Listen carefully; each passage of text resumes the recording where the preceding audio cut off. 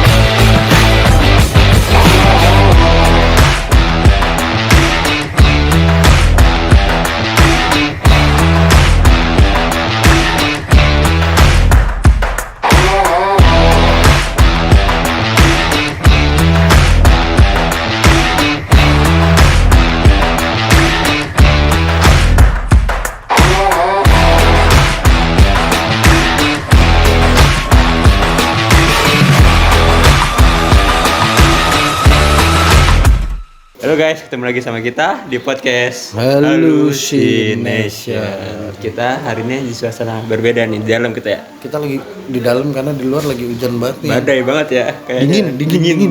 betul. Ya. Dari jam berapa nih? Udah Sore hujan sebelum ya? asar ya. Sebelum asar ya. Gue juga baru datang tadi kesini kan kita langsung. Basah nggak? Kehujanan nggak? Lu baru datang kehujanan kan? Agak-agak kehujanan, cuman ya udahlah. Buat menemani kalian ya. Buat menemani yang apa sih kita buat podcast lagi sih minggu Enggak depan. menemani apa lu selesain kalimat lu bangsat. Menemani kalian yang apa ya? Mini. Menemani kalian lah, kita kan selalu kerjanya menemani kalian yang lagi gabut, yang lagi ya nggak Udah jelas. langsung aja guys. Ada berita apa yang unik nih? Sebenarnya dibilang unik sih unik ya.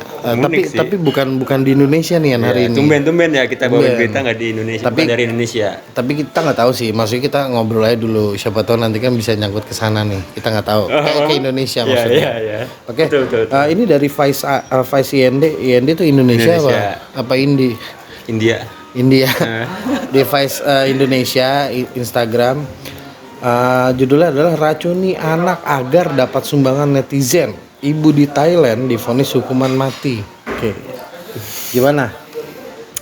Mau dibacain dulu apa lu mau asumsi dulu? Kreatif ya. Kreatif. Tega ya. Silent anjing. Gue baca dulu ya nih. Oke. Kisah tragis ini bermula pada Mei 2020. Seorang ibu di Thailand membawa putranya yang masih balita ke rumah sakit keluhan perut sakit dan muntah darah akibat alergi makanan. Gitu, katanya alergi makanan. Ternyata selidik punya selidik. Jadi tim dokter dari Rumah Sakit Universitas Thammasat Bangkok membuktikan bahwa bila Natiwan si ibunya nih ya. Nama ibunya ya. Natiwan Rakunjet, nama perempuan itu pernah membawa putrinya berobat karena keluhan serupa. Tim medis yakin kedua anak itu menderita radang perut parah akibat ulah ibunya. Oh, 2 anak, Cuk. 2 anak. Berarti yang diracunin 1 apa 2? 2 anak Dua-duanya ini. diracunin. Iya. Wow. Nah, si dokter memergoki Natiwan rutin mengunggah foto-foto anaknya ke sosial media yang lagi sakit itu. Khususnya di Facebook untuk mendapatkan sumbangan dari netizen yang iba. Kayak gitu. Terus si dokternya itu langsung dokter Curiga. RS Thammasat itu menghubungi aparat untuk menyelidiki kasus ini. Apa curiga? Mungkin udah curiga Enggak, kali ya? iyalah, karena Si kan dokter. dari kampus apa sih di Bangkok itu langsung diselidikin kan, mungkin di lab kali ya. Gua nggak paham. Jadi intinya Natiwan ini si ibunya itu dijerat dengan pasal perdagangan manusia, pembunuhan sekaligus percobaan pembunuhan. Pengadilan di Bangkok akhirnya memvonis hukuman mati terhadap perempuan itu pada hari Kamis 15 September 2022. Jadi maksud gua gimana ya, biarpun jauh, cuman kan kita segi kemanusiaannya Iya, betul sih. gila ya. Parah sih.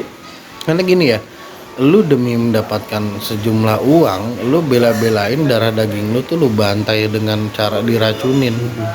Yang ada di pikiran dia itu kan udah nggak jelas kan. Juga dia nyari duit, bisa dapat duit banyak dari itu buat siapa kalau bukan anaknya, nggak sih? Kunci apa kalau anaknya mati? Kalau kayak gitu kan dia buat diri Buat dia diri sendiri. sebenarnya. Oh iya, bener ya. Iya dong. Buat bukan mikirin anaknya lagi ya, berarti dia Iyalah. cari duit. Ini gua nggak tahu nih, di sini tulisannya 2 sih, tapi nggak tahu sebenarnya gimana nih, ada berapa orang. Dan jaksa Thailand menyebutkan Natiwan berulang kali meracuni makanan putrinya dengan larutan kimia yang bersifat korosif sejak 2015. Anjing. Nggak langsung mati ya anaknya, hebat ya. Mungkin sedikit demi sedikit biar si netizen ngirimin duitnya lebih banyak. Ya kan? Berarti oh bener sih kalau gitu niatnya ada pencobaan pembunuhan berarti ya. Iya, Bener. soalnya nih terdakwa itu pertama kali membawa putri angkatnya, anjir, terus. berobat pada Desember 2018. Setelah bocah 4 tahun itu menderita sakit perut parah dan muntah darah, pada Agustus 2019 anak perempuan itu akhirnya meninggal Berarti itu udah meninggal. Akibat komplikasi kesehatan yang menyebabkan pendarahan pada saluran pencernaan. Akhirnya polisi itu nyita juga cuy uangnya 20 juta baht. Berapa Setara 8,1 miliar anjing. Anjing banyak itu dari netizen ya. Dari netizen cuy. Untung Untung Raffi Ahmad nggak kenal Natawat. Kalau kenal bisa disumbangin mesin ATM. Wow. Tapi intinya dari segi ini bukan hanya kriminal sih menurut gua. Ini tuh kayak gangguan kejiwaan menurut gua. Gangguan kejiwaan. Iyalah. Iya sekarang lu misalnya punya anak kan. Emang bakal lu racunin anak lu demi uang? Ya enggak juga. Ya enggak juga. Iya, kan? Tergantung kita orang tuanya enggak sih. Walaupun misal seandainya dia enggak gangguan gini. jiwa pun Iya, nah kan, maksud gua itu kan emang udah gangguan jiwa dong, udah pasti kan. Karena logikanya gini ya. Di Indonesia, gua nggak tahu ya di Indonesia ada nggak sih kira-kira? Nggak ada lah ya. sampai ngeburu enggak sih kayaknya. Paling dibuat ngamen. Iya buat tidur ngamen. Iya buat tidur Iya. yang biasa digendong itu Iya. kan anak sewaan cuk. Tahu lu, gua sih dikasih tahu Kata ayah gue juga tahu ya gitu denger nggak tahu bener anak sewaan sih dikasih buat tidur anjir. Iya menurut gua itu aja udah kelewatan Iya, nih di iya, Thailand. Tolonglah nih, gimana nih? Tapi yang relate dari ini, kalau di Indonesia, yang paling eksis itu bukan dengan cara anaknya diracunin, Apa dia? tapi lebih ke eksploitasi anak. Kalau gua menilainya, karena iya. rata-rata Iya. gini, anak belum umurnya untuk kerja, tapi dibuat dipaksa. Bukan dipaksa sebenarnya. Bukan dipaksa, dipaksa loh ibaratnya. Enggak. Karena kan anak kecil mana mau menentukan mau ngapa enggak. Nah, itu kan gimana? mungkin ginian, Gimana? mungkin bukan dipaksa, tapi dikasih iming-iming gitu. Kayak misalkan tuh anak seneng main balon, main balon, tapi sambil aja kerja. Ambil buat konten. Buat konten. Iya, buat konten. Lebih ke buat konten karena gini ya. Menurut gua ada batasan-batasan. Kalau gue dari lulusan psikolog itu kan ada, lu kan lulusan psikolog. Boleh mempekerjakan anak itu kan setelah umur 13 sampai 15 itu pun baik syaratnya. Iya. Gitu loh, karena belum tentu mentalnya baik. Gitu kan, kesiapannya gimana. Gitu loh. Izin orang tuanya gimana. Ini kalau orang tua yang nyuruh kerja yang jadiin itu gimana ya sama? Nggak harus izin ke orang tuanya juga yang nyuruh kerja. Iya, tapi kan anaknya mentalnya gimana? Ya. Iya dong. Ya mentalnya mungkin kalau nggak langsung ya gara-gara imingnya jadi bawa happy juga anaknya karena tadi kata lo iming Iya, itu kan manipulatif Iya, namanya. Gitu loh. Coba kalau dia begitu, misalkan anak masih balita, misalnya masih kecil lah. Disuruh podcast lagi anjing. Disuruh apa? Ngomong. Disuruh bikin story segala macem gitu. Ya, balita mana Coba bisa. kok di Prancis ditangkap cu, Iya sih. nggak boleh. Gitu, karena di Indonesia menurut gua banyak yang mengeksploitasi. Banyak banget sih emang. Banyak banget. Iya. Mungkin secara nggak langsung ya ini anak gua, ya suka-suka Anak gua gua, dong. iya, Ya suka-suka sebenarnya gua. terserah aja gitu. Cuman kalau dari pandangan psikolog itu mengganggu mentalnya dia nanti pada saat besar. Betul, Gitu. Kalau memang nggak mengganggu, ya syukur-syukur bagus. Itu masih waras ya anaknya Masih waras. Iya, maksudnya ya bagus lah, dia emang udah pekerja dari kecil. Dipaksa bekerja bukan udah bekerja. Tapi lu ada ya temen lu atau siapa gitu yang punya anak terus dipekerjakan gitu? Siapa ya? Hah? Atau nggak dari menurut lu deh, menurut lu pantas nggak sih anak masih kecil gitu? Enggak lah.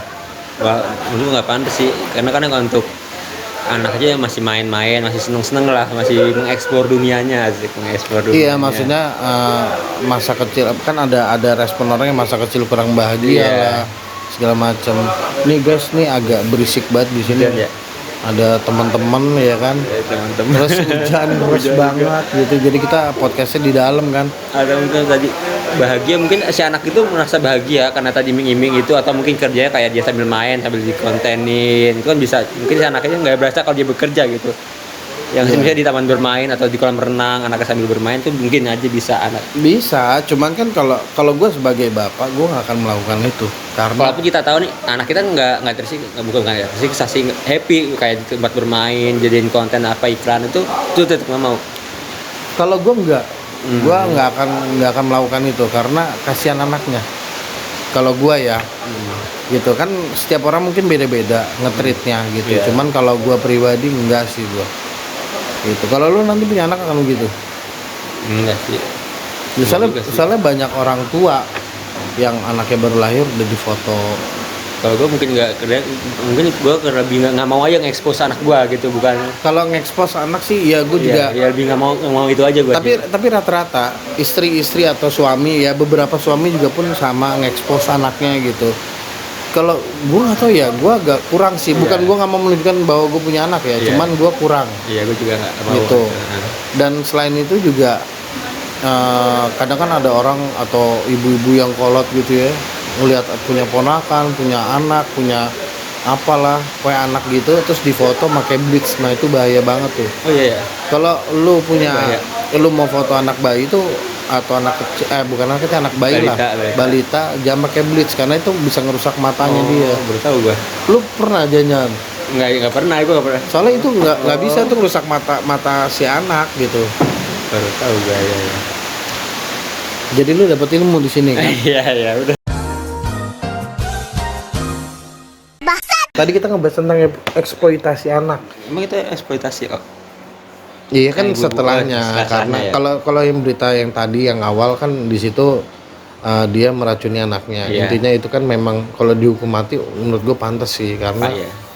karena lu melukai darah daging lu sendiri dan itu nggak manusiawi banget. Sangat nggak manusia, bener sih ya. Cocok lah ya dihukum mati ya. Pantes. Menurut gue sih cocok. Biarpun pantes. gue bukan ahli hukum atau ahli agama, tapi secara gue pribadi ya, Iya. gue sih kesel sih liatnya gitu. Lu cuman gara-gara mikirin ego lu, kesenangan lu gitu ya, terus lu mengorbankan anak lu gitu. Berarti kan masih mending di Indonesia ya. Walaupun iya benar sih. Eksploitasi, ya kan? Tapi Iya, kan dia iya. dikasih happy juga, Iya, happy dikasih juga. duit juga, gitu Nggak kan? sampai dibunuh, di rencana dibunuh gitu sih. Nggak ada, belum ada sih ya. Nggak tahu Nggak gua. tahu sih ya. Kalau ada pun ya dihukum lah. Iya. Gimana? Kalau menurut lo tentang berita yang tadi gimana? Si Natiwa Iya. itu? Ya bener kata lu sih, bisa bilang penyakit juga, sakit jiwa juga sebenarnya kalau dipikir-pikir ya. Kalau dipikir-pikir, ya walaupun kita belum tahu bener itu sakit jiwa atau enggak, tapi Itu dibilang sakit jiwa sih enggak sih, maksud gue kesehatan mentalnya nggak bagus gitu loh. Karena secara manusiawi, lu kalau punya anak aja, lu akan nggak begitu ke anak lu? enggak sih. Nggak akan Iya dong. sih, emang betul. Karena ya kan kalau udah akhirnya dia ngebunuh itu kan udah, menurut gue ya mentalnya udah nggak bener, udah nggak beres. Iya. Atau Gitu loh. saya ini buat ego dia, ya ego mental itu sih ya. Apaan sih anjing? Enggak ego buat ngepenuhin egonya itu maksud gua. Iya, keinginannya. Iya, keinginan gitu. dia. Heeh. Nah, tadi kan relate dengan di Indonesia itu eksploitasi anak. Iya, kalau di Indonesia lebih banyak apa itu. Gue bacain aja nih ya di sini. Eksploitasi anak, jenis, contoh, dampak, dan perlindungan hukum dalam undang-undang. Nggak semuanya sih, gue males juga bacain. Jadi intinya yang pertama ini eksploitasi anak di Indonesia nih. Itu contohnya nggak baca. Yang entar dulu nih gue lagi nyari. Nah, jenis-jenisnya ya. Eksploitasi ekonomi. Nah, ini yang sering terjadi di Indonesia. Rata-rata ini di Rata-rata Indonesia ini. ini. Nah, gue bacain ya. Ini adalah bentuk penyalahgunaan anak untuk dimanfaatkan fisik dan tenaganya agar bekerja demi keuntungan orang lain. Bantu eksploitasi ekonomi mengarahkan anak pada pekerjaan yang seharusnya belum mampu dikerjakan manusia seumur mereka. Itu yang tadi gue bilang. Mungkin ini contohnya yang kayak anak masih bayi gitu, balita ya, difoto gitu, terus akhirnya dibayar sama yang minta jadiin model apa. Iya. Nah itu sering tuh, itu sebenarnya nggak boleh gitu kan. Iya Yang sih. tadi gue bilang kan tuh nggak boleh kena blitz itu kan, karena berbahaya buat si anak. Iya, iya. Betul, Kondisi bahaya banget mata ya gitu. katanya. Kan balita itu kan masih rawan banget kan. Gitu Fisiknya loh. masih rentan semuanya ya. Belum kuat. Jadi ini yang paling sering dipakai nih, ekonomi lebih sering yang kita temuin tuh kalau di pinggir jalan tuh. Bukan di pinggir sih, kadang di tengah-tengah. Ya belum minta ya pasti kelihatan. Iya, tukang minta-minta yang tadi kita ngomong Iya. itu masalah sewa anak itu juga gue udah baru tahu tuh gue. Gitu. Terus komentar lu apa? Diem aja lu, bangsat. Kerja woi, kerja. Parah sih maksudnya. Ya, lu juga bingung sih, kasihan sih kalau anak kecil. Kalau contoh dari lu eksploitasi tentang ekonomi di Indonesia itu apa? Ya itu mungkin anak balita kalau buat instrumen iklan, endorse suatu produk gitu Ya, kan. itu kan udah tadi gua. Iya itu. Nah, kalau lu apa? Apa ya? Ya mungkin sama sih kemudian juga. Langsung aja. Di Indonesia lebih banyak itu soalnya. Lebih oke. banyak kayak gitu soalnya. Iya, selalu dah. Yang kedua, eksploitasi sosial. Eksploitasi pada anak ini merupakan segala bentuk tindakan yang membuat perkembangan emosional dan sosial anak terhambat. Salah satu contohnya seperti yang dilansir dari Caper Spring, Emang gimana contohnya itu? bahwa sebagian orang tua di Singapura memberi tuntutan tinggi terhadap anak-anak mereka. Tuh, memicu efek negatif. Bahayanya tuh stres yang terjadi secara terus-menerus. Gitu. Jadi intinya Orang tua maksa, belum tentu anak itu mampu apa yang diminta sama orang tua itu gitu ya kali. ya secara sosial mungkin ya gue nggak ngerti perkembangan ekonomi lagi emosional ini, sosial anak terhambat. Terus yang ketiga langsung aja karena nggak penting, eksploitasi seksual. Eksploitasi seksual adalah salah satu bentuk pelecehan seksual terhadap anak-anak. Nah, anak-anak dapat terjadi di sekolah, di masyarakat, dan hingga secara online. Ini melibatkan individu atau kelompok yang memaksa, manipulasi, dan menipu anak ke dalam aktivitas seksual. Tuh, gila sih. Ini gue nggak tahu ya, ada apa sih gitu pada ngincer anak-anak gitu. Kenapa anak-anak gitu ya? Apa karena bisa dibodoh-bodohi kali ya? Maksud gue kan pada saat anak itu dilahirkan itu kan titipan ya. Iya. Judulnya udah jelas ya. Anak adalah titipan. Harus Gitu. dirawat, namanya juga titipan yang dititipin itu harus dirawat pastinya ya. Iya, maksud gue jangan lu jadikan bahan seksual gitu kan.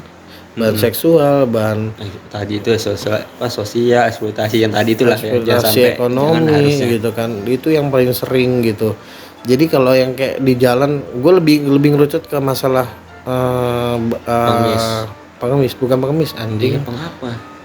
Yang ibu-ibu suka gendong anak itu, yang dikasih obat tidur Iya, itu paling pengemis tai. kan? Iya, Iya. maksud gua lu memikirkan ego lu sendiri dan kebutuhan lu sendiri gitu. Tapi mengorbankan seorang anak, biarpun itu bukan anak lu juga, tetap aja. Gitu loh. Karena memang Anak siapa ya? Kok ada orang tua nih ya? Ada, Iya, Cuk. tega-teganya Ada yang nyawa-nyawain. sama-sama untung iya. Aduh. Orang tua anak siapa? Dia anak panti asuhan atau apa? Gimana tuh anak-anak itu ya? Kok bisa? ya gua nggak tahu ya, intinya kan nggak bener. Iya emang. Gitu pasti. kan. Gitu minta itu kan juga mentalnya juga bisa terganggu gitu menurut gua. Gitu. Kalau respon lu Dean, apa Yan? Biar kelihatan kerja dikit ya. Respon apa nih tentang eksploitasi anak? Ya, apa aja tentang yang tadi Thailand juga tuh. Ya harusnya nggak kayak gitu sih. Emang juga tadi kita bilang apa, titipan anak tuh harusnya dijaga, dirawat kan. Apalagi kan apa banyak juga orang yang susah kan mendapatkan anak, mau segini kita dapat dikasih titipan malah kayak gituin gitu loh. Ya, anak itu kan sumber rezeki ya. Iya, rezeki harusnya banyak anak banyak rezeki, kenapa malah kayak itu gara-gara anak banyak rezeki jadi rezekinya banyak, anaknya suruh kerja. Begitu emang. Mungkin nih kali gitu. Padahal sih nggak gitu juga aja. Terus Ya gitu sih. itu ya apalagi? Apalagi ya? Ya itu harusnya dirawat lah, jangan dia buat eksploitasi lah kalau di gue, kasihan. Belum saatnya lah anak-anak tuh menurut tuh kerja atau cari duit, harusnya lebih seneng lah kali main sama temen-temennya apa. Tapi kalau misalkan anak itu terlahir tiba-tiba miskin gitu ya, maaf ya miskin gitu. Nah menurut lu orang tuanya harus gimana? Karena kan juga banyak banget kan. Kalau lu di jalan-jalan tuh ya kan lu termasuk orang yang beruntung ya, dari keluarga yang beruntung lah ya, dibandingkan mereka. Itu ada yang narik gerobak terus anak-anaknya tuh di dalam gitu. Nah itu menurut lu sedih nggak kayak gitu? Mungkin kalau dari segi ekonomi iya sih, tapi kan kita nggak tahu dia keluarga gimana, apa dia baik-baik aja, hubungan harmonis sama keluarganya, sama ibu bapaknya kan. Mungkin itu yang bisa membuat si anak itu bahagia gitu, walaupun keadaan ekonominya begitu. Tapi kalau orang tuanya baik, orang tuanya perhatian tuh tetap ya, mungkin si anak bisa ngerasa bahagia sih walaupun tinggalnya begitu. Kalau baik emang relatif kan, manusia itu mesti baik ya. Enggak, maksud gue mungkin lebih ke treatment ke anaknya itu. Kasarnya gini, Ngasih kebahagiaan ke anak, ngasih kayak ngasih mainan atau apa gitu. Bukan. Kan kalau orang miskin nggak bisa beli mainan. Iya, makanya itu treatment ke anak kayak gimana nih? Maksudnya gini, mungkin dia lebih ke nge-treatment anaknya dengan cara ya lu bersyukur gitu. Dan dia mau mindset anaknya bahwa biarpun dia miskin gitu ya, maksudnya di bawah ekonomi yang di bawah gitu, tapi dia mau mindset anaknya bahwa ini kita kaya dengan kebahagiaan, bukan materi. Iya, gitu. makanya itu tadi orang tua harus membentuk, nyayangin anaknya itu juga gitu. Nah, biar anaknya merasa bahagia juga kan walaupun kondisinya kayak begitu. Nah, kalau lu lebih memilih hidup yang seperti itu apa beruntung seperti sekarang? Kalau lu pribadi. Lo ya, pertanyaan lo ya.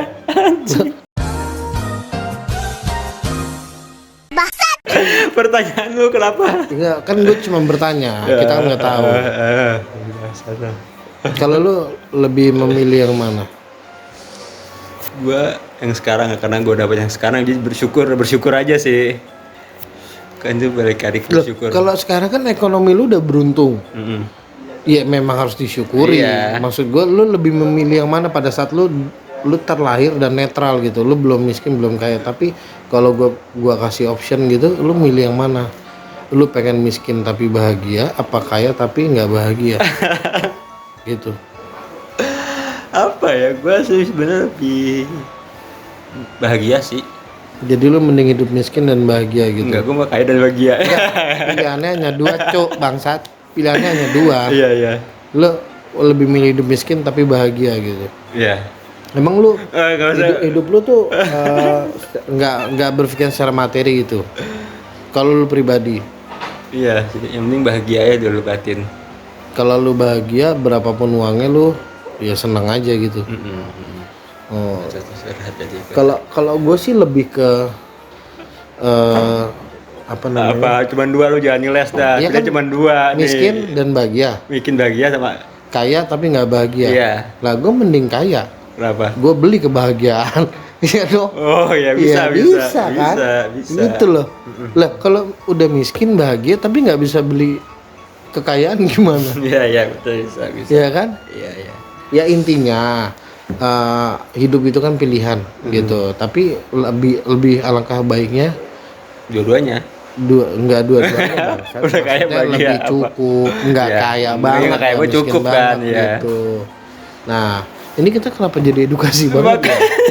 karena gue jujur ya, gue resah dengan anak-anak yang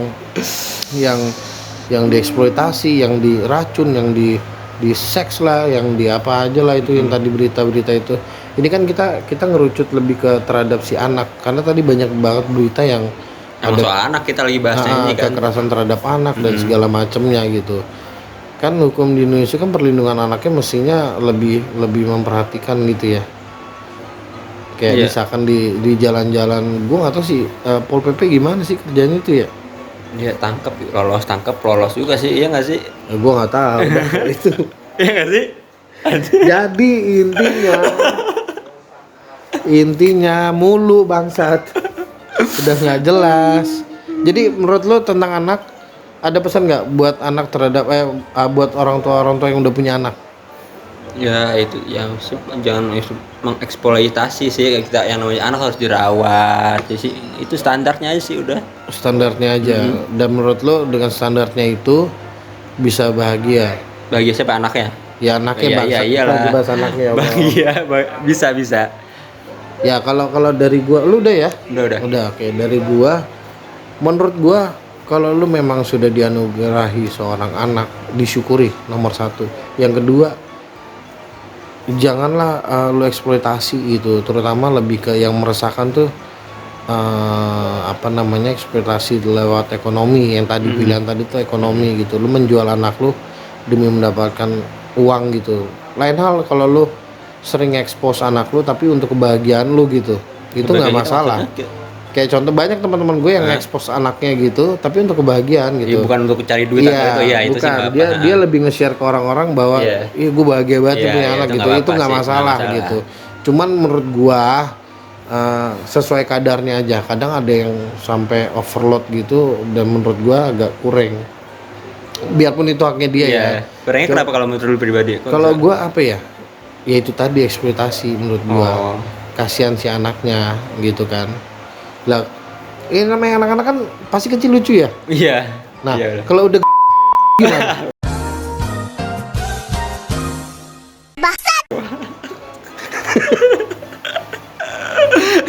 Yang dulu kecil dibanggakan tiba-tiba pas gede buang, dimarah-marahin, dipukulin nggak gitu pernah diupdate bangsat. Dipukulin itu aja. Jadi intinya gitu. Terus udah kali ya, Udah. segitu aja ya. Intinya sayangi anak kalian gimana mestinya, Karena sewajarnya. masih banyak anak orang tua mungkin yang masih mengharapkan anak ya nggak sih? Iya, mungkin ada ya di dunia inilah. Ada juga ya. Banyak beberapa orang yang masih menunggu, mengharapkan gitu kan. Gitu aja kali ya. Udah. Ya udah kalau gitu sampai ketemu di episode selanjutnya. Tapi jangan lupa nih, ada Sawerianya di sini. Oh iya tuh, Ya. tuh ya.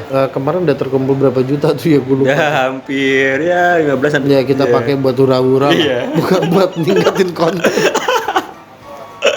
Itu jangan lupa di follow Instagram kita di Kelas Halu, @kelashalu ya.